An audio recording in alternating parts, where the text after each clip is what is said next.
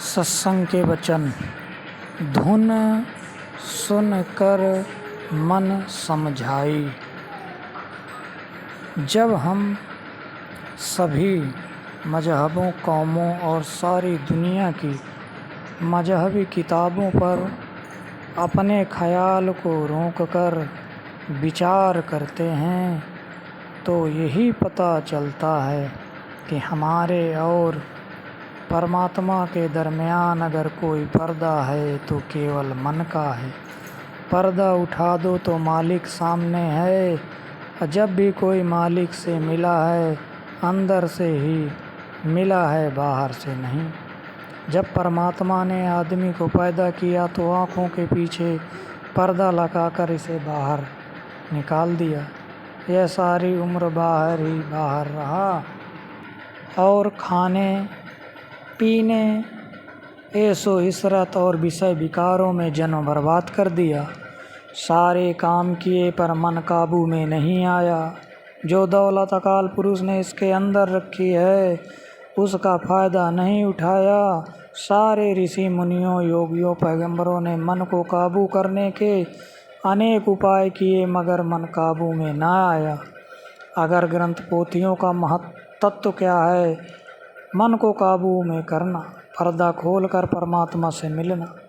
लेकिन ये बेशुमार यत्न करके भी मन को वश में ना कर सके। यहाँ उल्टा राज है। मजदूरों को के वश में हाकिम है, हाकिमों के वश में बादशाह है, यानी रूह के वश में मन और मन इंद्रियों के वश में। अलग अलग कौम मजहब किसने बनाए हैं? मन ने। मुसलमानों में 72 फ़िरके हैं, सिखों में 32 फ़िरके हैं। यह सब मन का खेल है।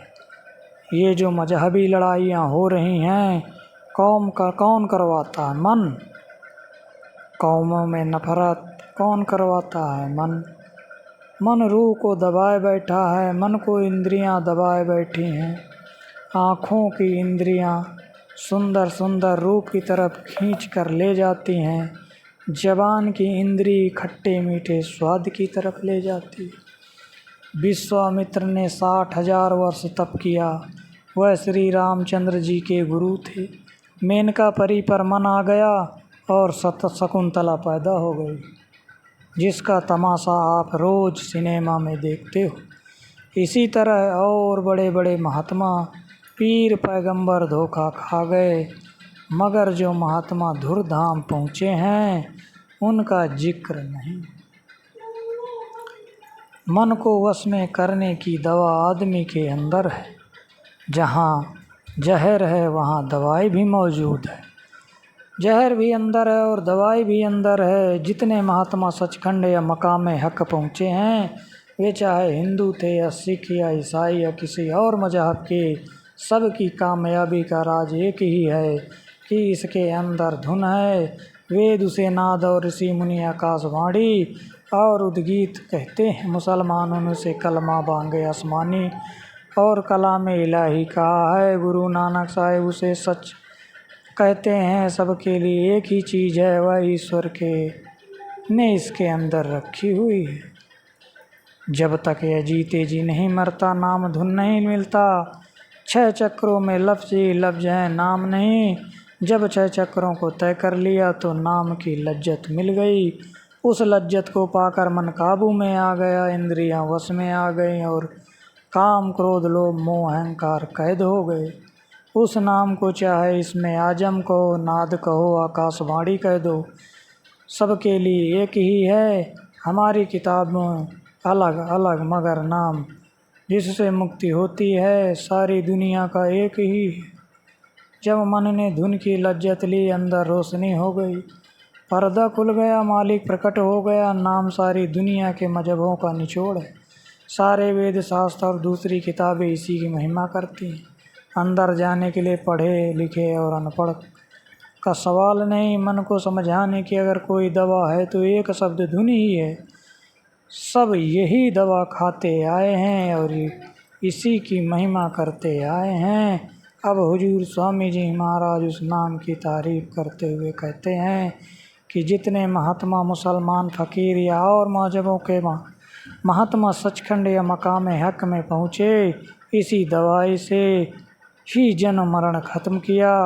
मौलाना रूम, शम्स तबरेज, ख्वाजा हाफिज और दूसरे जितने भी महात्मा हुए हैं इसी दवाई की महिमा करते हैं। लेकिन यह दवाई किसी आदमी की बनाई हुई नहीं, यह किसी मनुष्य की गढ़त नहीं, यह ईश्वर रचित और सतयुग से चली आ रही है। किसी महात्मा को किसी न किसी मजहब में सचखंड यानी दुनिया में भेज देता है और वे 2, 4, 10 पीढ़ियाँ रहकर चले जाते हैं। नाम न संस्कृत में है, न अरबी, न फारसी, न तुर्की, न गुरुमुखी और न किसी दूसरी ज़बान में। वहाँ लफ्ज़ कोई नहीं, अगर लफ्ज़ नहीं तो किताबें भी कोई नहीं। अगर कोई बड़े से बड़ा ग्रंथ है तो निशान का वजूद, बड़े से बड़ा मंदिर या मस्जिद इसका शरीर है। इसके अंदर मालिक ने कुल खजाना रखा हुआ है। केवल खजाना ही नहीं बल्कि खुद परमात्मा अकाल पुरुष इसके अंदर बैठा हुआ है।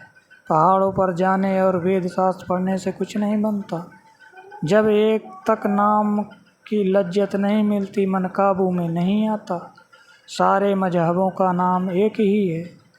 अगर सभी मजहबों वाले इस बात को समझ लें तो सारे झगड़े फसाद मिट जाएं।